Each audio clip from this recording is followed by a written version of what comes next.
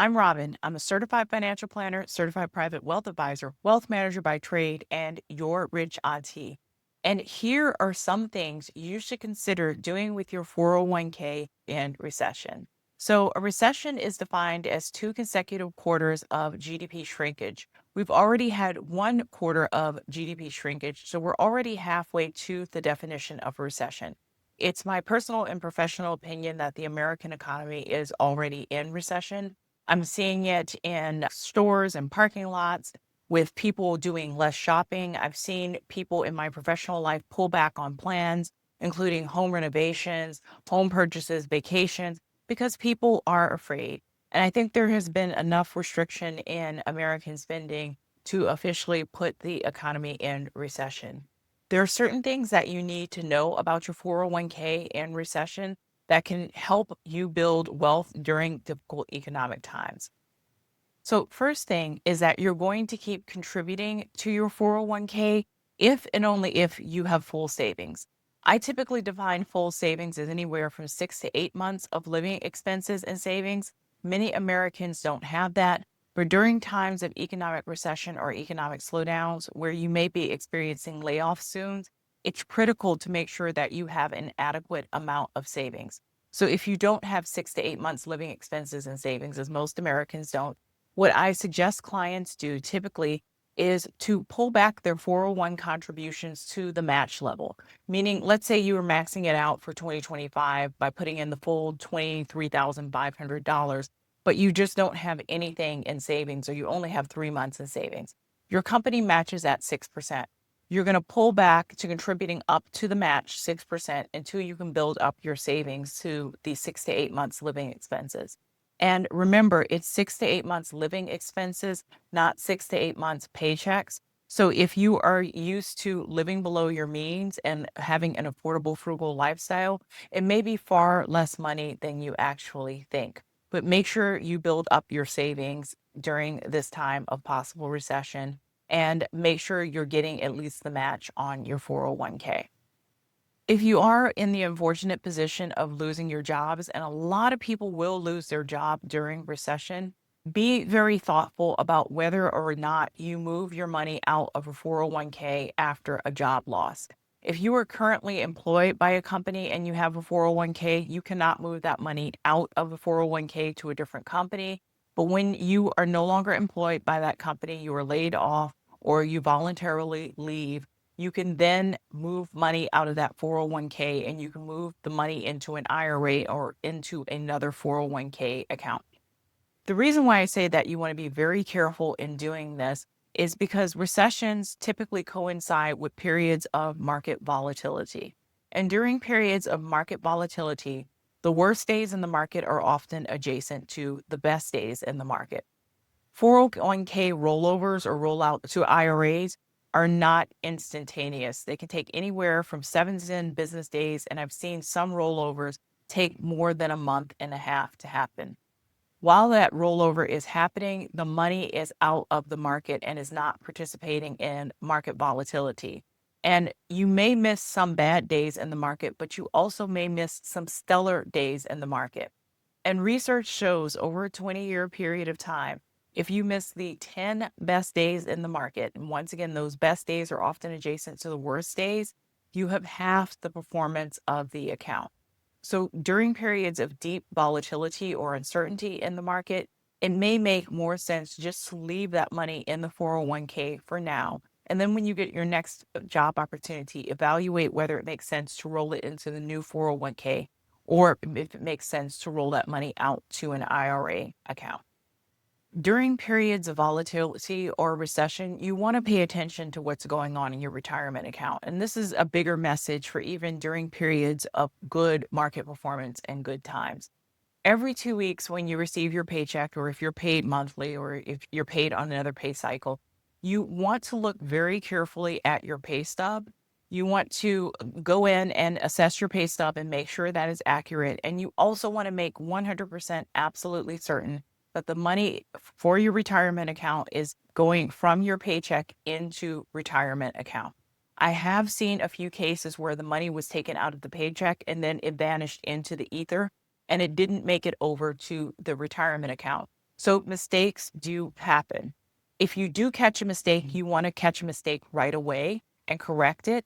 You don't want to catch a mistake 3 years from now and then have to go back in time with HR to try to correct it and try to track the money. So mistakes do happen. Make sure that your money is getting from your paycheck into your retirement account. Check it every 2 weeks of how often that you are paid. Also, while you're in there checking everything, make sure that you have beneficiaries set up. A lot of my younger clients, people in their 20s and 30s, often forget to put beneficiaries on their accounts because they think they're invincible and that they'll never die. But things do happen, and you want to make sure that you have something in place in case something goes sideways in your life and you're no longer here. Your assets can get to the person that you intend them to get to. So start paying attention and keep paying attention to your paycheck stub and to your retirement accounts. The information about the stock market and the overall economy has been quite alarming over the last few weeks. The market has been up, down, it's been sideways, it's been doing loop to loops, and it's been causing a lot of stress and a lot of pressure to many of my clients. And sometimes I have to tell my clients it's perfectly okay to turn off the news or put down a newspaper, and it's perfectly okay not to open a statement for a month if the news media is really that distressing and is upsetting you that much.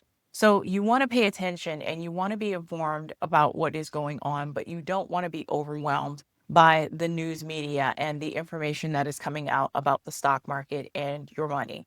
Make a plan for paying attention, but you have a long-term vision in mind. You're not going to touch this money for the next 30 to 40 years. So what happens in the next 3 to 6 months isn't quite as important. Think of it as dollar cost averaging. The money is coming out of your paycheck every 2 weeks or how often that you're paid, regardless, and going into these investments, and you really don't have too much control over the process. It's a difficult experience in the stock market, but keep the long-term vision of retirement 20, 30, 40 years from now in mind. This is an important one because I've been seeing this all over social media, but do not take loans from your 401k. People have been claiming that they've been taking loans from their 401k to do everything from pay off debt, to take vacations, to have money in their savings account, but it's absolutely terrible advice. First of all, you're taking the money from your account during a down market, so you're taking out a depreciated asset. And when that asset comes back and the market builds back, the money is out of the account. So you don't have an opportunity to build that money back. Also, a lot of people don't know this, but if you take a loan from your 401k and you are laid off or fired or leave that job, you have 90 days to pay that money back to your 401k in full, or the amount that you took out of your 401k will be taxed at the federal and state level. A lot of people don't realize this, but you can imagine how terrible it would be to lose your job, lose your source of income, and have to pay back a substantial loan within 90 days, or have to pay a substantial bill to the IRS and to your state within 90 days, or you'll receive a significant penalty for not paying a timely tax bill. So, in terms of borrowing from your 401k, there's a few select circumstances where I have worked with clients to borrow from their 401k, but they were very extenuating, very select circumstances, and their jobs were absolutely rock solid. They had been in those jobs for many years and they were certain that they could pay that money back in a timely manner. But with the information that you're getting on social media to take that money out for vacations or paying off credit card debt, absolutely not. You're putting yourself potentially in a really bad situation that can backfire if you lose your job or if you are laid off. Finally, this isn't the time to switch around investments for the most part in your 401k. Typically, 401k have a menu of offerings and you make your selection of which investments you want to invest in. And maybe over time, you'll make changes to those investments. But during periods of deep market volatility and uncertainty, it's not the best time to go in and make changes to your 401k portfolio. I had one client who made some changes in the portfolio because they were concerned about tariffs, and they changed all the investments from domestic to international. If tariffs actually do happen in the US market, it's going to have broad impact on the international market. So switching over everything to international probably wasn't the best decision. And I had to work with the client to go back and make some fixes on that decision.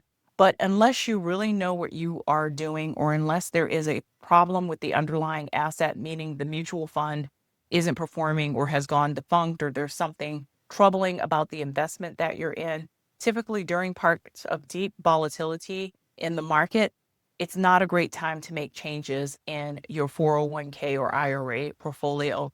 If you do want to make changes, or if you do feel you need to make changes to these accounts, you probably should consult a financial professional, either a financial advisor, an accountant, or someone who can guide you through that process of selecting other options in your 401k or IRA for you to invest your money.